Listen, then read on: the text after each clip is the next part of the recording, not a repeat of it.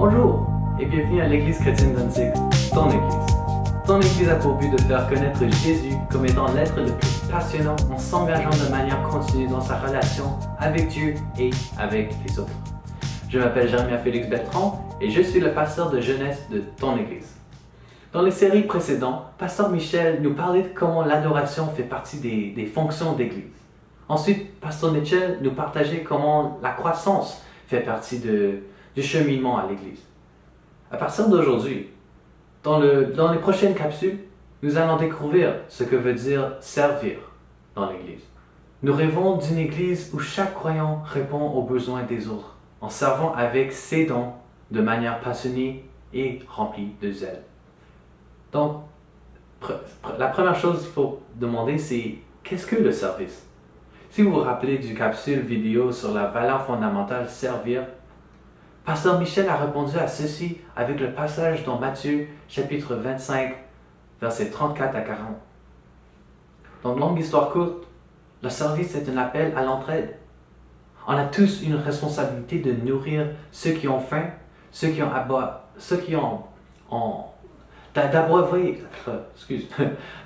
d'abreuver les assoiffés, d'accueillir l'étranger, d'offrir les habits à ceux qui ont besoin de vêtements et de prendre soin des gens malades et des captifs.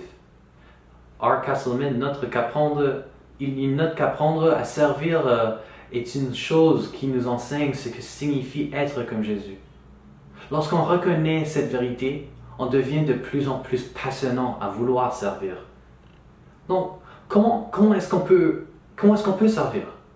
Jésus a démontré de nombreux exemples dans l'Évangile, comment on peut répondre aux besoins, toutes les sortes de besoins, que ce soit physique, que ce soit spirituel, intellectuel, social et même émotionnel. Il a guéri de nombreux besoins physiques. Un exemple, c'est ceci. Alors, Jésus s'approcha de lui une grande foule, ayant avec elle des boiteux, des aveugles, des muets, des estropiés et beaucoup d'autres malades. On les mit aux pieds de Jésus et il les guérit. Matthieu, chapitre 15, 30 à 31. Il a aussi répondu aux besoins spirituels, car c'est lui seul qui peut nous satisfaire. Mais celui qui boira de l'eau que je lui donnerai n'aura jamais soif.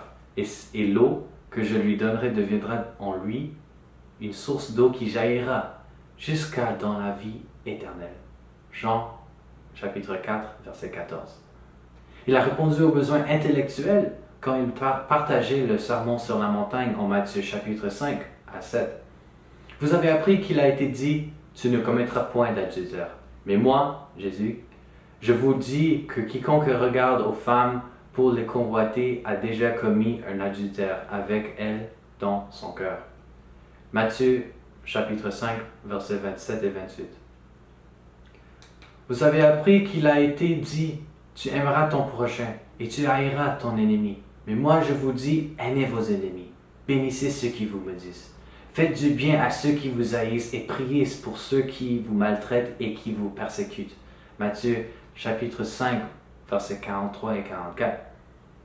Il comblait les besoins sociaux quand il visitait Zachée en Luc 19, versets 1 à 10. Ou quand il était dans la maison de Lévi et il était avec beaucoup de publicains et des gens de mauvaise vie en Marc, chapitre 2, versets 12 à 17. Les besoins sont souvent affectés. Ils sont souvent affectés à cause de nos circonstances physiques et de nos circonstances spirituelles.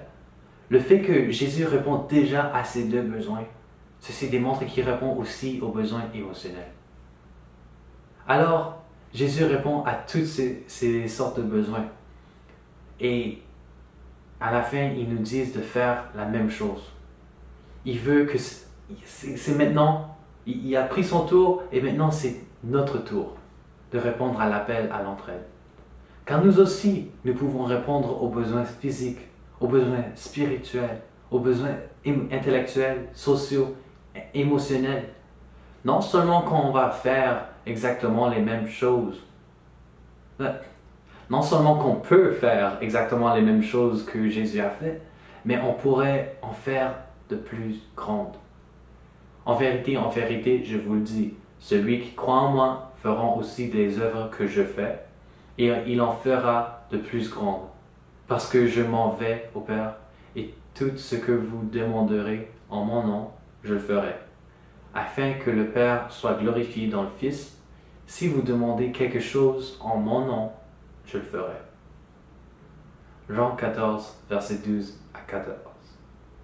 En conclusion, tu es capable de guérir. En conclusion, tu es capable de pointer les personnes vers Jésus, la source de vie. Tu es capable de combler les émotions.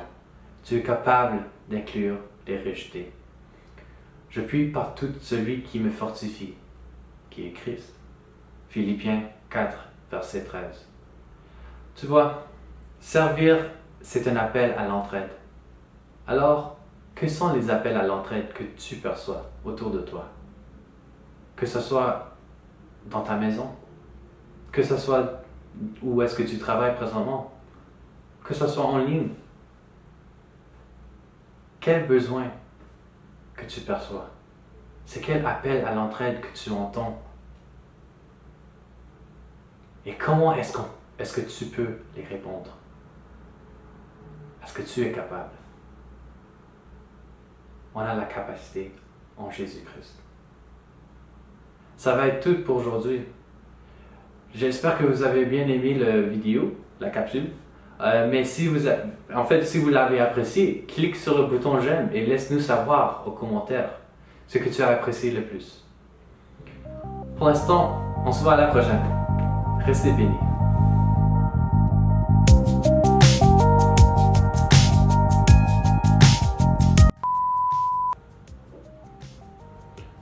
Mais celui qui boira de l'eau que je lui donnerai n'aura jamais soif. Et l'eau que je ne lui donnerai deviendra.